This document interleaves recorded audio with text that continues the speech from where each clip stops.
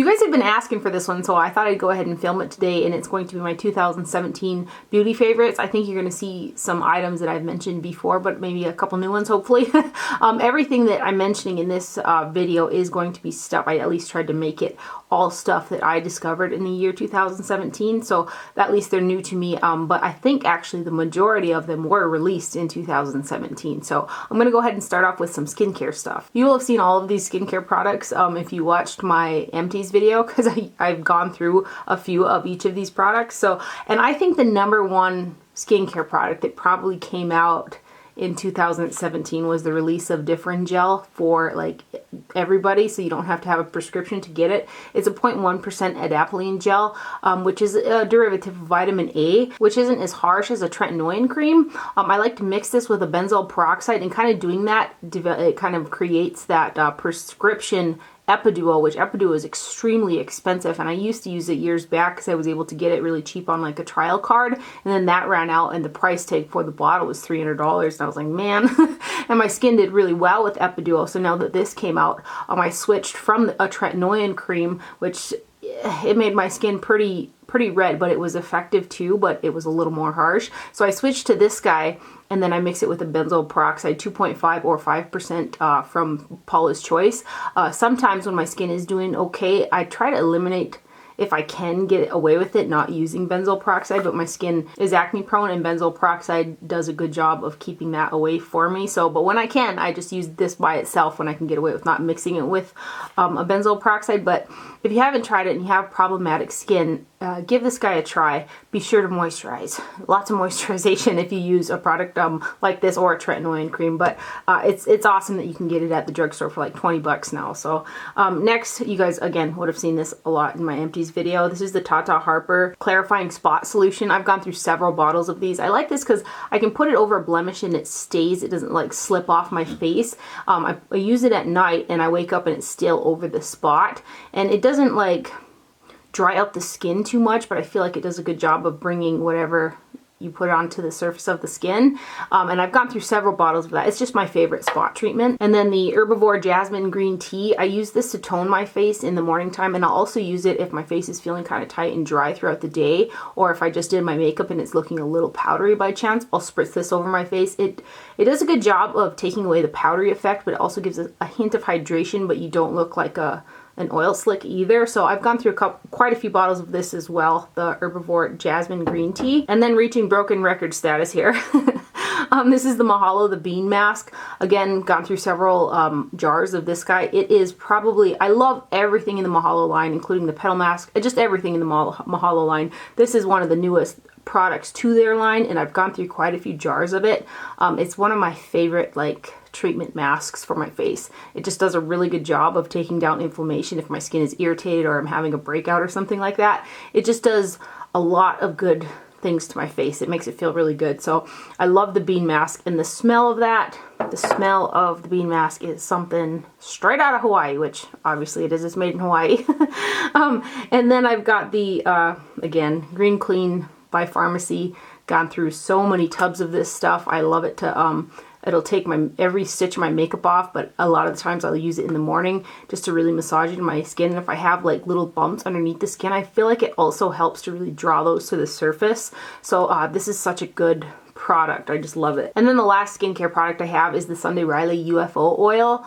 This is a product I also use during the day after I spritz my face with the Herbivore Jasmine Green Tea Spray. It's one of those products that when I started using it, I didn't really notice the difference until I used up a whole jar of it, and then I stopped using it, and then I really noticed the difference in my skin during the day from when I use this and when I don't. So I kind of went back to it, and I do feel like it gives some nourishment to the skin. It does have salicylic acid in it, but I want to put oil on my face during the day, but I feel like a lot of oils are just a little bit too heavy. I don't think this one is, and it also has that salicylic acid in it to help combat any bumps or anything that might come on my skin from having makeup on, because I do wear makeup every day, and a pretty good layer of SPF to protect my skin during the daytime. So I think this is my third bottle of U.F.O. I've gone through 2 half-ounce bottles, and then this is my second full-size bottle. So 4 bottles. I'm on my 4th bottle. And this is the one product I think that came out prior to 2017 that I have, but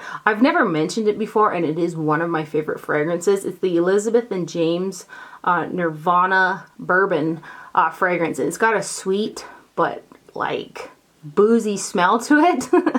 And I just really love it, especially in the colder months. It makes you feel all kind of cozy and stuff. I think well, you can see, I think in the viewfinder how much is left right there, but the smell of it is, for me, it's just really like an intoxicating smell, and I really, really like that fragrance. So I thought I'd go ahead and mention this guy because I've been actually wearing it a lot recently in these winter months. And then 2 tools that I've gotten in 2017 that I just think are super awesome. This is the Fenty Beauty 120 Highlight Brush. Did I haul this? I think I hauled it. I got it when the line released it anyway.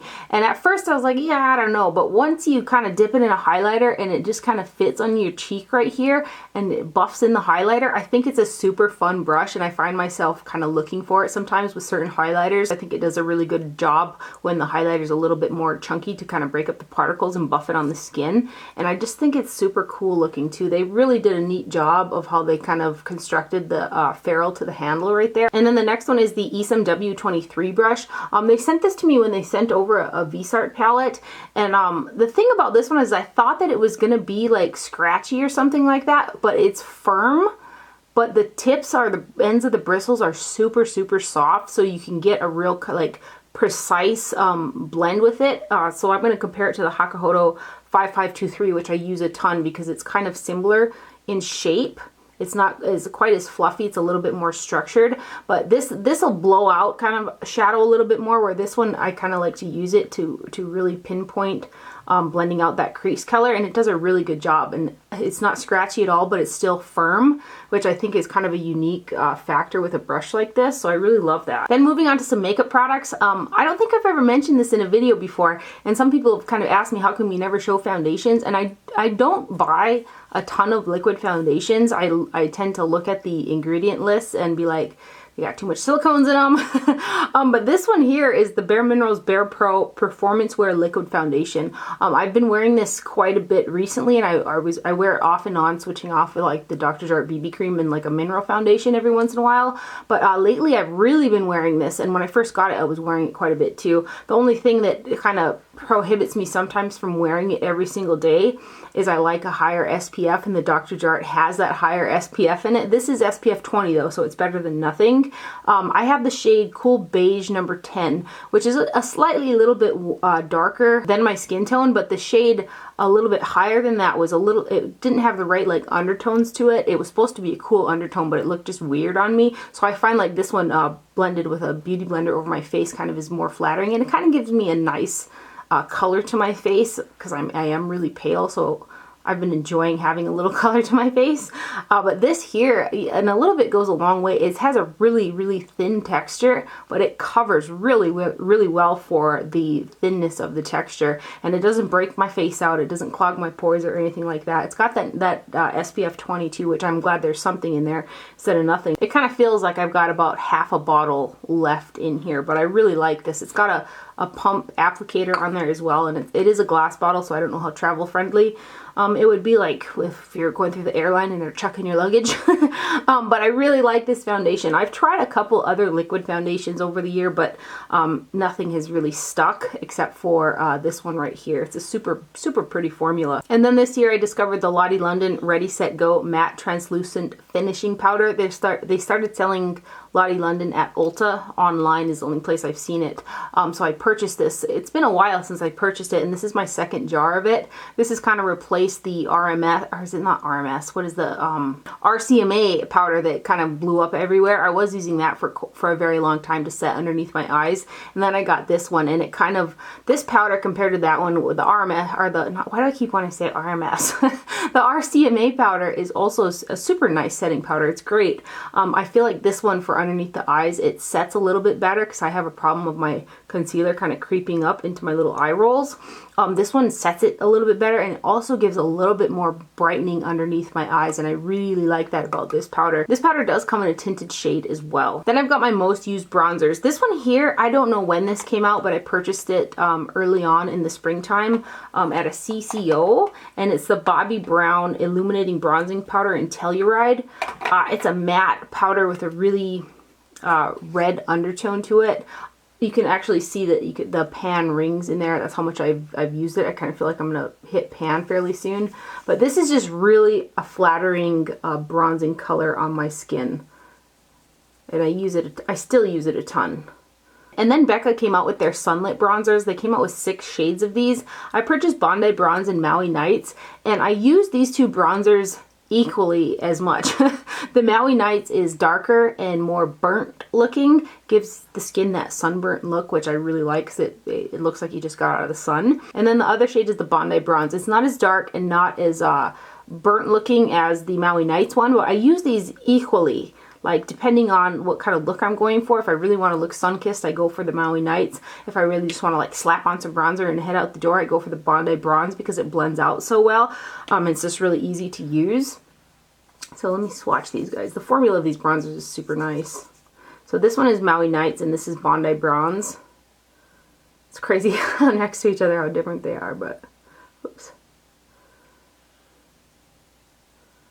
Blend it out a bit.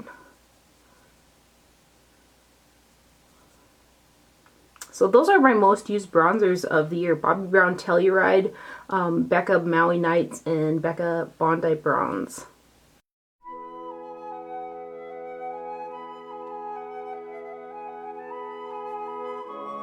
I was just looking in the viewfinder, and when I turn my head you can see it like a ton of sparkle right there.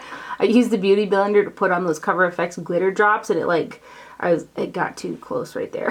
So I tried to buff it away, but it's just like stuck there. My most worn eyelashes are the House of Lashes Iconic Minis. I actually have the original Iconics on right now, but I tend to use the Iconic Minis probably the most. I just love the House of Lashes Iconic, like the flare on the outside of the eyes that they give. Love those. And then I've got the Stila Magnificent Metals Glitter and Glow Liquid Eyeshadows. This particular one is in the shade Smoky Storm. They've recently come out with, I think, 3 new shades. I don't have those yet, but otherwise I have all of the ones that came out in the glitter and glow line. I love to tap this over eyeshadow to just really give a sparkle effect. They don't work well putting them on first and then trying to blend eyeshadow with it. You'll get glitter fall out on your face. So I use them very last step on the eyes, and I just tap them over kind of, usually it's the lid space or like the lid part that I like to put them on. This was my most used one, I think, is Smoky Storm. I use them all a lot, but I think I use Smoky Storm the most. I was a little nervous. I stored them upside down, but I've noticed that this one especially, maybe it's because I use it the most, it's kind of drying out, which I'm kind of sad about. And I think the reason why is because of the packaging, because it clicks like that and you can't really tighten it any more than this. It stops it from tightening, so I don't feel like the lid is actually closing out all the air in the packaging, which is a total bummer. So I'm kind of worried about I don't know, I'm kind of worried about it because I'm like, don't dry out. I mean, you're not that old. But they are really stunning on the lids. And then 2 of my most worn lipsticks. This is the Nicki Minaj Nicki's Nude. It's a more recent product that came out, but I use it a ton. Like that's what's left of it. And I think it's in the Goodbye section on MAC right now at 40% off. But it's an amplified cream color, super pretty nude. I wear it a ton with Charlotte Tilbury's Lip Cheat in the shade Pink Venus. And it's just a super pretty wearable lip. Love that lipstick. And then the other one, and I don't remember what year these came out, but I really love this lipstick. I have got 2 of these. This is the Bold Gel lipstick from not BareMinerals. It used to be BareMinerals. This is the Buxom Bold Gel lipstick in the shade Guilty Angel. It's kind of similar to Cream Cup from MAC. It's also kind of similar to Nicki's Nude. But it's just a little bit more pink. The formula of this is really, really beautiful. It kind of has a glossy finish, nice pigmentation to it, and I really, really like the formula of the Bold Gel lipstick. And then some blushes. These are definitely my most worn blushes of the year. This is the Benefit California boxed blush. It has that gelée texture. Actually, both these blushes I'm going to show you has that gelée texture. Do I have this on today? No, I don't. I've actually been going back into this one a lot recently, and I've used it so much in the summertime. I've got the mini as well. The mini version of this blush is an actual powder formula. It's not this gelée texture, which just kind of blows my mind. Like, why wouldn't you put the same formula in the mini? You know, because it's supposed to be the same blush, the California, right? But it's not the same, just saying. So this is the California blush. Such a pretty coral shade. It's one of my faves, man. Such a pretty color. And then the other one, and I've got several shades of this formula as well, but this is my most used one. This is the Sayate. Does it have any other name to it? Well, it's the Sayate blush with this type of packaging right here, the little stars. Again, a jelly formula. This is the shade Summer Love. It's a little bit lighter coral than the California, but it has a little bit more sheen to it. It's just really a pretty shade. And I do, like I said, I do like all of the blushes that I have in this particular range from Sayate. They're just really pretty blushes as well. And then I'm not 100% sure, but I'm pretty sure that I discovered this in 2017. And this is the Lily Lolo Eye Primer Duo. This is my second one that I have gotten. The other one, these expire in 6 months. I've used my other one for a little bit longer than that, but there was just a little bit in each corner section, so I decided to bust out the new one a couple days ago. But this is what I like to use to prime my eyelids. I also really like the NYX one. You guys have heard me mention that years past, so I guess I'm not mentioning it again. But this here is one for the dry eyelid type gal. I have got dry skin and dry eyelids all together, so I like to put something that has some kind of nourishing, beneficial ingredients on my eyelids and then put my eyeshadow on. It does a good job of keeping my eyeshadow in place. I like to use a nice hydrating primer like this as opposed to something that has like a real long wear aspect to it. I do use the Urban Decay Anti-Aging Primer Potion when I do want my shadow to last like solid for 14 hours or something like that, but for the most part I like to use this because it does have those hydrating ingredients. If I use a long wearing primer or like a MAC paint pot or the Urban Decay Primer Potion, Too Faced Shadow Insurance like that, if I use that for probably like more than 2 days in a row, my eyelids look just dry and crinkly, and even the eyeshadows on top of those just doesn't look cute. So I typically prefer, you know, a more hydrating base to put my shadows on. Shadows for me blend amazing over this. I have it on my eyes today as well. If you have oily lids, this guy's not for you.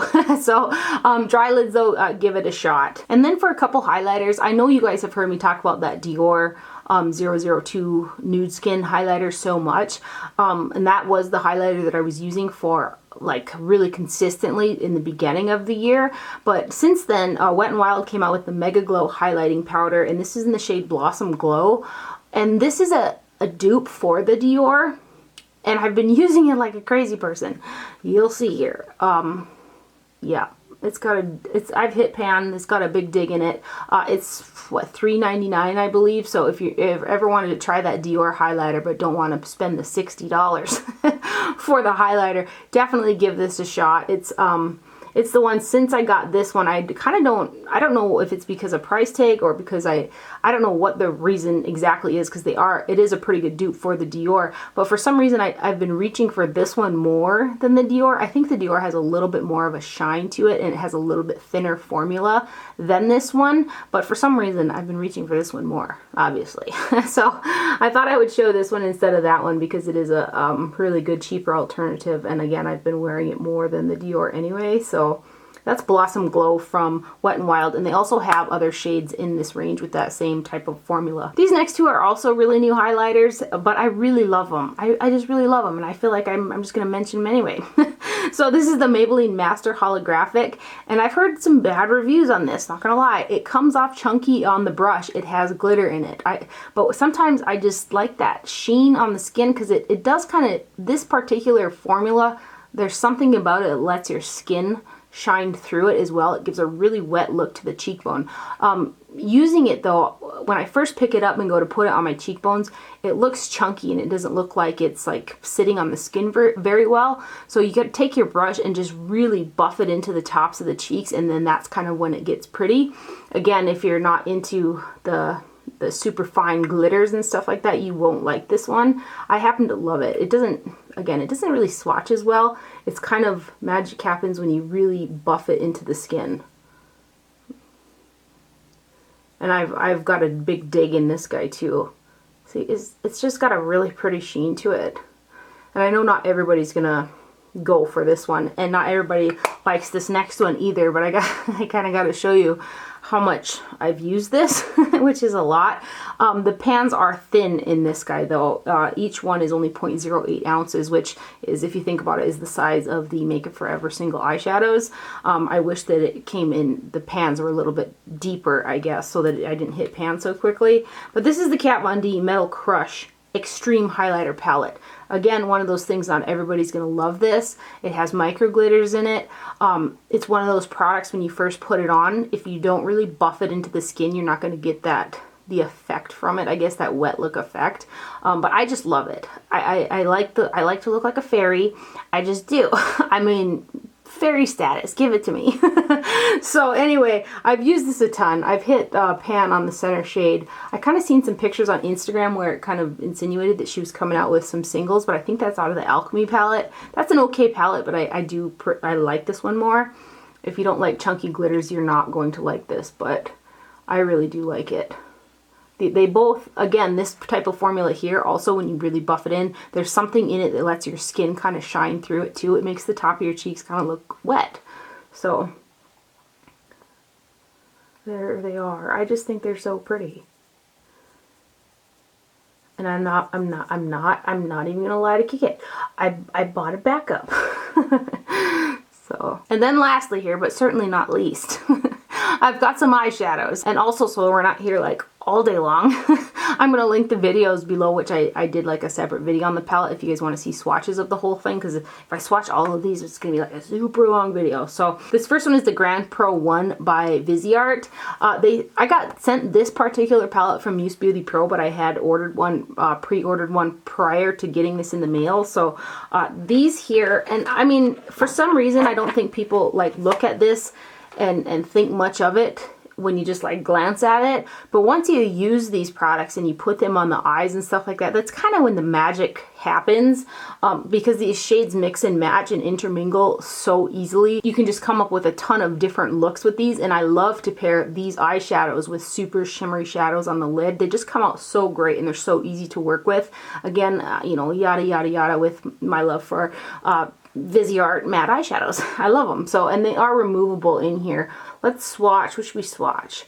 This video I did do a separate one on as well, so I'll try to remember to link it down below. Again, even in swatches, I don't feel like these do them justice. It's when you use them and get them on the eyes that you kind of see why they're so well loved, I guess. But so that's the Viseart Grand Pro Volume 1. Another Viseart palette that came out, and this one was sent to me by Muse Beauty Pro as well. This is the Viseart number 10 Warm Matte eyeshadow palette. There was, like, when I first looked at it, I was really wishing for a little bit of a deeper color in here because this is the darkest one. If I could find a fault in it, that would be the only one. Again, the formula of these eyeshadows, the matte formula in Viseart eyeshadow is awesome. So the only thing that I had wished for in this palette was a deeper, like maybe a deeper red color, but this one does suffice. Every time I use this palette, I typically use this one in the look, and I've loved to pair this with super shimmery shadows on the lid as well. So let's swatch a couple. Oh, I meant to dip in that one, but whatever, of those guys. Did I do a video on this as well? I think I did. And then I had meant to do a video on the Sephora Pro palettes. I purchased all 3 of them, and I just didn't get around to doing it. I'm like, but why though? I don't know. But I've used this particular one quite a bit. The Brights palette and the other one, I can't remember the name of that. There's 3 of them that have come out with the Sephora Pro. I feel like, especially for the amount of product that you're getting, I think it's a really good deal, I guess. In the shadows, while some of them are they kick up quite a bit of powder in them and stuff like that. They blend really well and they have really nice pigmentation. But this one in particular, I use this non-stop during the summertime.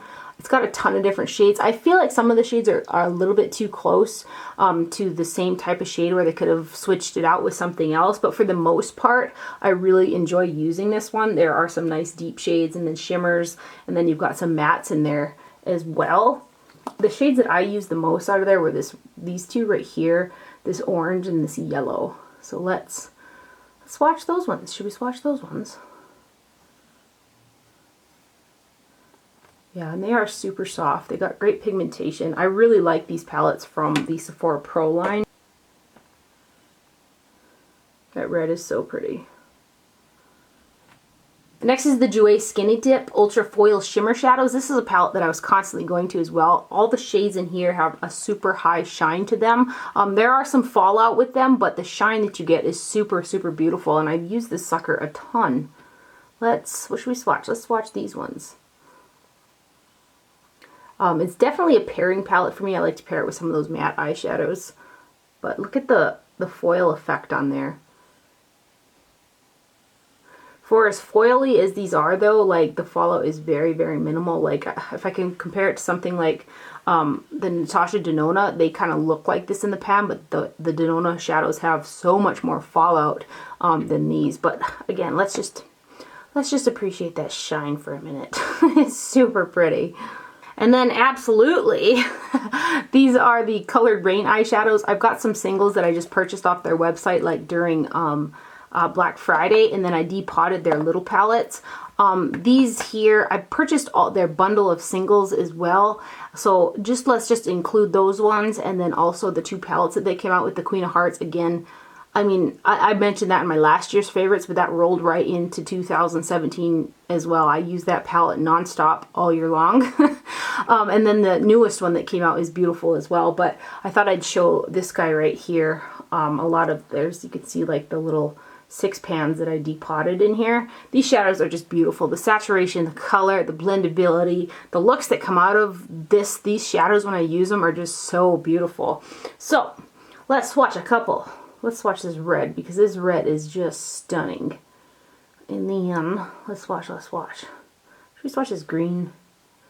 I've noticed I'm swatching more of like the other colors, but now let's swatch this one. They are such pretty eyeshadows. I'm really excited for like Colored Rain to just release more eyeshadows. Because I love them so much. And then next up I've got some Colourpop pressed eyeshadows. I've got all of their little mini palettes, and these here you really can't beat the quality for the price that you're getting for them. I mean, I feel like some of the shades rival some of my higher end shadows in here, and I think that they're really worth the money. And then when they were having a big like a huge sale not too long ago, I purchased a ton of their bigger singles as well. I had purchased some when they originally came out, and then I just went ham when they had a sale not too long ago. I've stored them in this great big palette from Adept Cosmetics. If you remember a while back, I had purchased a blue thick one that's double-sided, and then I got this random PR package from them, and this was in there. And it's not as heavy duty as some of like the Colored Rain palettes that I put them in, but it's a nice size. It's pretty thin as well. So this is where I keep all of these. I just feel like this is just really visually pleasing, isn't it? If I could recommend like one shade off the top of my head that I feel like is just like really, really unique, it's the shade Glass Bowl. It has just a really unique finish to it. It's almost like it's very thin and it has dimension of brown and green to it, but the finish is just, it's different. It's a really pretty shadow. What should I swatch? This is Glass Bowl right here. I'm going to swatch it for you guys. And then let's swatch this one. And then let's swatch this brown. So there's those. Right there, that purple, whoops. So you can see like, here, let me blend this Glass Bowl out a little bit. It's just very, very unique, the dimension in that shadow. But again, one of those things that for the price, I just think that they're really good shadows. And then last but definitely not least, this is the Huda Beauty Desert Dusk eyeshadow palette. But when this came out, I went to this guy just nonstop. It has a really pretty little sleeve that I keep. Usually I throw these away, but I think this one's kind of unique. And I did I think I did do a video on this guy, but my favorite shade in here is this Twilight shade. Makeup Geek has a shade as well that has a similar finish to it. That one's a little bit more powdered. This one has a little bit more of a glossy finish to it, I think, compared to the Makeup Geek one, but that duochrome of it is pretty similar. I can't think of Blacklight, I think is the name of the shade from Makeup Geek. The only shade for me that's a little bit tricky is this glitter right here, so if I do use it, I make sure to have something sticky to tap it onto. I'm not going to swatch it because I can't really swirl my finger. You just kind of... Anyway, it's a little bit harder a shade to swatch. This red feels drier than the Desert, but it's pigmented and it does blend out surprisingly on the eyes really well. I'm going to be stingy and not swatch that shade because I feel like I have such a dent in it already. That one. This is a stunning shade as well. That one kind of resembles Glass Bowl a little bit from Colourpop, but... So there are 3 of the shades in there, and every shade in this palette correlates really well together. Like, I feel like you can use any combination of colors in this palette with anything in here and the look will come out really pretty. This was definitely one of my favorite eyeshadow palettes from 2017, so I hope you guys enjoyed this video. I hope it wasn't super repetitive because I do feel like I've mentioned these products a couple times throughout the year. So anyway, thank you for watching. Do not forget to wear sunscreen and I'll see you guys later. Bye.